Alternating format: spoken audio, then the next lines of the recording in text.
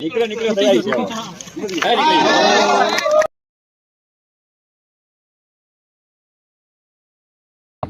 ઉત્તરાયણના તહેવારમાં ઉત્તરાયણ હળગાવીએ પછી અમે પરંપરાથી દેતોમાં હાલીએ છીએ ને જે ઘઉં ને ઘણા પાકી જાય કુંભમાં એ પ્રમાણે વરસ અમે નક્કી કરીએ.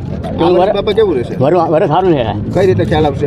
આ કુંભ ઉપર પાકી જાય ઉપર પૂર્વ દિશામાં ધજા ફરકે એટલે એ પ્રમાણે અમે કહીએ છીએ કે આ વરસ સારું થાય, બારાની ગોળાની થાય.